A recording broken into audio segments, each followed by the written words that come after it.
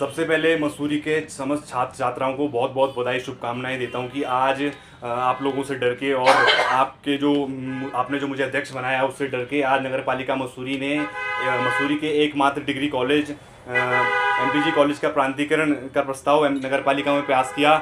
आप सभी को बहुत बहुत बधाई शुभकामनाएं देता हूं। लेकिन लगभग विगत 10 वर्षों से ये प्रांतीकरण की मांग होती आ रही है और आज नगर पालिका मसूरी डरकर और छात्रों के दबाव में आकर, क्योंकि एमपीजी कॉलेज में आज सवाल उठने शुरू हो चुके हैं जो कि आज से पहले नहीं उठे, तो आज दबाव में आकर उन्होंने अपना प्रस्ताव पास किया। साथियों, क्योंकि लगातार 3-4 दिन से मसूरी में एक ही खबर चल रही है, एमपीजी कॉलेज का प्रांतीकरण हुआ, चाहे वो नगर पालिका की अध्यक्षा मीरा सकलानी जी हो, चाहे वो उनके चेले चपाटे एबीपी के हों, सभी लोग बस एक तरफ लगे कि एमपीजी कॉलेज का प्रांतीकरण हो चुका है। लेकिन ये इस पे इतना बड़ा सवाल उठता है कि कैसे एकदम से इतनी लोकप्रियता आप पाने के लिए वो हो चुके हैं कि एकदम सब मीडिया चैनल्स में आप चल रहे हो। क्या ये सिर्फ राजनीति का मुद्दा रह चुका है? मीरा सकलानी जी, आपने कहा कि छात्र वहाँ पे राजनीति कर रहे हैं, टीचर्स वहाँ पे राजनीति करते हैं, लेकिन मसूरी वासियों को बता देना चाहता हूँ कि सबसे पहले राजनीति की शुरुआत मीरा सकलानी माननीय अध्यक्षा जी आपने करी, जब आपने मुझसे कहा कि आप एमपीजी कॉलेज के अध्यक्ष हो, आप एनएसयूआई टीम के हो, आप मेरी एबीपी की टीम के नहीं हो, तो आप मुझसे मिल नहीं सकते। सबसे पहले राजनीति की शुरुआत तो आपने वहाँ से करी। और समस्त मसूरी वासियों को इस बड़े सवाल से रूबरू कराना चाहता हूँ कि कैसे देश की तीसरे नंबर की सबसे बड़ी नगर पालिका, लगभग 300 से 350 करोड़ उनका 5 साल का बजट है, और वो अपने एकमात्र डिग्री कॉलेज, जो मसूरी का एकमात्र degree college MPG college Mussoorie है, उसको चलाने में आज सामर्थ्य नहीं रखती है। क्यों?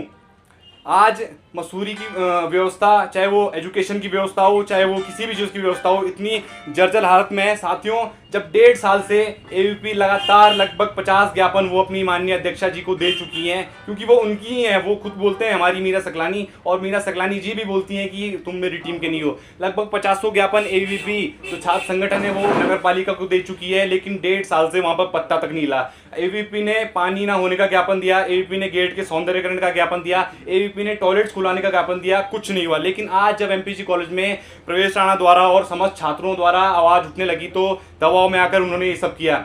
1.5 साल हो चुके हैं, 1.5 साल से नगर पालिका अध्यक्षा जी आपसे प्रबंधन समिति नहीं बनी, तो इसका मैं आपकी सरकार का, जो आप बोलते थे कि ट्रिपल इंजन आएगा, मसूरी को एक नई तीव्रता मिलेगी, वो ट्रिपल इंजन का मैं पूरी तरीके से फेलियर मानता हूं। और जब आप एकमात्र एमपीजी कॉलेज अपना नहीं बचा सकते तो फिर आप मसूरी शहर को क्या बचाएंगे? साथियों, एबीपी के लगातार ज्ञापन देने के बाद भी 1.5 साल में कुछ नहीं हुआ, और आज थक हार कर जब प्रवेश राणा ने एमपीजी कॉलेज हॉस्टल के पेड़ों का मुद्दा उठाया, पेड़ों के मुद्दे को अब जब वो लोकप्रिय होने लगा, सब क्षेत्रवासियों में वो मुद्दा जाने लगा, तो अब इस मुद्दे को शांत करने के लिए प्रांतीकरण का जुमला लेकर यहाँ पर हमारे पास आ गए हैं। साथियों, मैं इसका विरोध नहीं करता हूँ। लगभग सबसे पहले मैंने प्रांतीकरण का वहाँ पर प्रस्ताव दिया, और क्योंकि नगर पालिका अध्यक्ष जी हम तो मिलने जाती थी, तो मैंने उनके ऑफिस से उनकी रिसीविंग करा के लाई, और आज ये जुमला लेकर हमारे साथ खेल कर रहे हैं, छात्रों के साथ राजनीति कर रहे हैं। ये बोलते हैं कि टीचर्स एमपीजी कॉलेज में राजनीति कर रहे हैं। लगभग 9 टीचर्स नगर पालिका के वहाँ पर हैं, और लगभग 1.5 साल से उनकी सैलरीज नहीं आई हैं। मतलब ये नगर पालिका का टोटल फेलियर है कि आप अपने 9 जो टीचर्स आपने वहाँ पर नियुक्त करे उसको आप नहीं बचा पाए। और अगर आप ये सोच रहे हैं कि जो पेड़ कटान का मुद्दा हमने उठाया है, अगर उसको दबाने के लिए ये राजनीतिक खेल आपके द्वारा किया जा रहा है कि हम एमपीजी कॉलेज का प्रांतीकरण कर रहे हैं, तो मैं ये आपको बिल्कुल बता देना चाहता हूं कि इस गलत फहमी में ना रहें, और उस मुद्दे को मैं अभी भी आगे पूरी इच्छुकता से मैं आगे उसको उठाऊंगा। और अगर प्रांतीकरण हो रहा है तो ये फालतू के जो आपने टेंडर्स एमपीजी कॉलेज को लेकर निकाल रहे हैं, अगर आप प्रांतीकरण सही में कर रहे हो और जुमले नहीं कर रहे हो, तो ये टेंडर्स जो 14,90,000 रुपये का 1 साल पहले निकला, और 1 साल पहले 14,90,000 रुपये के नाम पर वहाँ पे कुछ भी नहीं, सिर्फ पेंट पुताई हुई, और पेंट पुताई भी एक बरसात में बह गई। उसके बाद क्योंकि आपकी पहले से नीति रही है अपने लोगों को फायदा पहुंचाना, अपने ठेकेदार को फायदा पहुंचाना, लगभग 1 महीने से पहले आपने दूसरा टेंडर निकाला 14,80,000 रुपये का, सिर्फ और सिर्फ मरम्मत के नाम का। तो क्या पिछली बार मरम्मत नहीं हुई?